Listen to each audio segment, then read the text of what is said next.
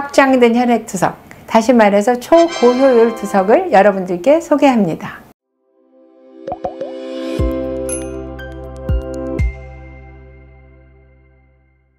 안녕하세요. 더 맑은 내과 유튜브 구독자 여러분, 더 맑은 내과 원장 박민선입니다. 만성 심부전증 환자 중에서 혈액투석을 하시는 분들이 저희 유튜브를 많이 보시는 걸로 알고 있습니다. 오늘은 혈액투석의 그동안의 변화, 최근의 트렌드에 대해서 말씀드리고자 합니다. 과연 투석이란 무엇을 말하는 것일까요? 투석은 신장 기능이 없는 환자들한테서 신장 기능의 일부, 그 중에서 특히 노폐물을 배설하고 소변을 통해서 수분을 배설하는 기능을 보완해 주는 것이 혈액투석입니다. 그러면 이 투석은 과연 왜 해야 될까요? 그 이유는 신장이 망가져서 내 몸에서 수분과 노폐물을 제대로 제거하지 못하게 되면 여러분들의 생명을 영위하기가 어렵기 때문입니다. 그 투석을 하게 되는 이유는 첫째, 환자의 현재 목숨을 구하기 위해서. 둘째, 앞으로 장기간 투석을 해서 합병증이 생기지 않게 하기 위해서. 셋째, 이분이 사는 동안 정상에 가깝게 신장이 나쁘지 않았을 때와 비슷한 정상적인 생활을 영위할 수 있기 위해서 이 세 가지 목표를 가지고 저희가 투석 치료를 합니다. 그래서 초기의 투석이라고 하면 1세대는 첫 번째, 작은 물질을 주로 배설시켰어요.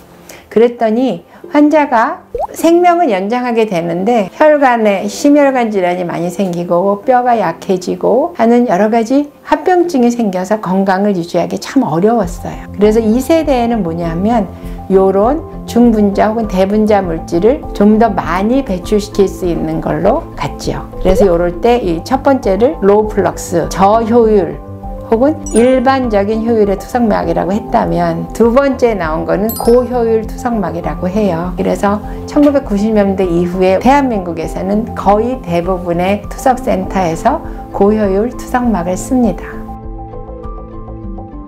그런데 고효율 투석막을 사용을 해도 여전히 해결되지 않는 문제들을 해결하기 위해서 고효율 투석에다가 투석 여과라고 조그만 투석막을 하나 더 써서 하는 치료법이 생겼어요. 그래서 그렇게 치료를 해보니까 환자분들의 생존율도 좋아지고, 그다음에 빈혈 치료라든지 또는 그 장기적인 심혈관계 합병증이라든지 또는 환자의 생존 기간도 길어지고 하는 것을 확인했어요. 그런데 이때 한 가지 문제가 있어. 한 가지 문제는 그 다른 필터를 하나 더 써야 된다는 거가 첫째, 번거롭고, 둘째는 그러면서 투석액을 너무 많이 써서 환자가 투석액에 너무 많이 노출되면서 환자의 혈압이 떨어진다든지 또는 적응하기 불편한 문제들이 생겼어요. 그래서 여기까지가 2세대라고 하면 3세대는 우리가 저효율, 고효율에다가 3세대는 확장된, 영어로는 extended라는 말을 써서 확장된 투석이라고 하는데, 이 확장된 투석은 투석액을 너무 많이 쓰지 않아도 되고 두 번째 필터를 쓰지 않아도 되는 필터 하나에다 딱 붙인 거죠. 그래서 이거를 영어로는 확장된 투석이라고 하는데, 우리 환자분들이 확장된 투석? 그거 무슨 말인지 잘 못 알아듣겠다고 생각이 드잖아요. 그래서 저는 저 나름대로 초고효율 투석이라고 이름을 붙였습니다. 그러면 초고효율 투석막은 도대체 어떤 효과가 있을까요?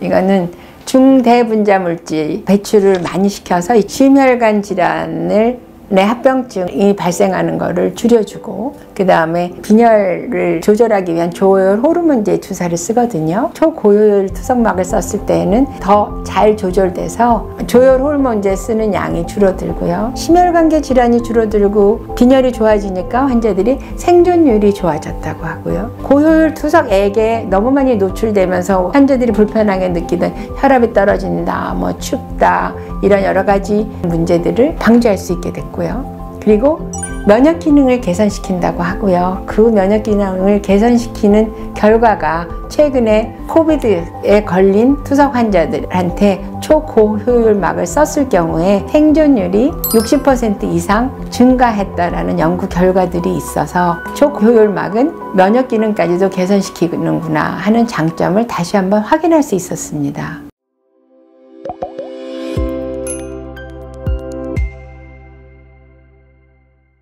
오늘은 최신 트렌디한 혈액투석인 확장된 혈액투석, 다시 말해서 초고효율 투석에 대해서 알아봤습니다. 신장질환이나 당뇨병에 대해서 궁금한 일이 있으면 저희 유튜브에 댓글을 달아주시면 거기에 대해서 최대한도 답변을 준비하겠습니다. 더 맑은 내과 유튜브 구독, 좋아요 부탁드립니다.